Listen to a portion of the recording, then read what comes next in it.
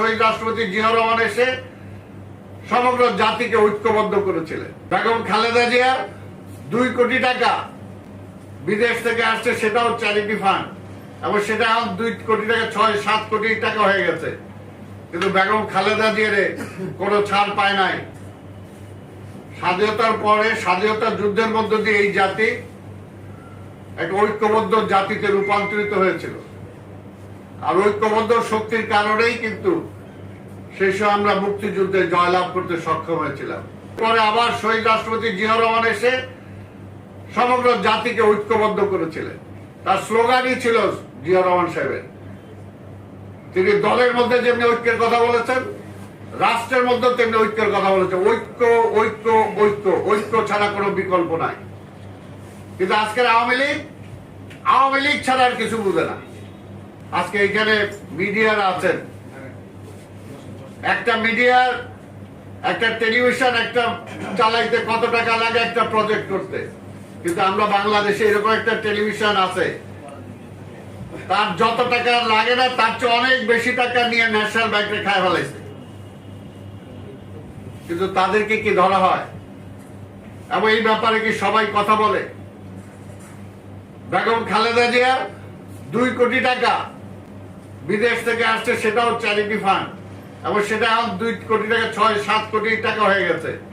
কিন্তু বেগম খালেদা জিয়ার কোনো ছাড় পায় নাই। ইন্টেনশনালি তাকে সাজা দিয়ে এখন পর্যন্ত তার চিকিৎসার সুযোগ দেওয়া হচ্ছে না। আর তারা ব্যাংকের থেকে হাজার হাজার কোটি টাকা লোপাট করে নিয়ে যাচ্ছে, তাদের একটারও ধরা হচ্ছে না। আন্দোলন ছাড়া কোনো বিকল্প নাই। আর স্বাভাবিকভাবে এখানে হতাশ হওয়ারও কিছু নাই। পাশাপাশি এইটাও বলি যে ভারত আমার প্রতিবেশী রাষ্ট্র। ভারতে যদি সাম্প্রদায়িকতার বীজ বাষ্প ছড়ায়, তাহলে সেটার গরম কিন্তু আমার গায়েও লাগবে। ভারতের নির্বাচন নিয়ে আমার কোনো মাথা ব্যথা নেই। ভারত যে আমার দেশের নির্বাচন নিয়ে মাতাব্বরি করে, সেটা নিয়ে মাথা ব্যথা আছে, পরিষ্কার কথা।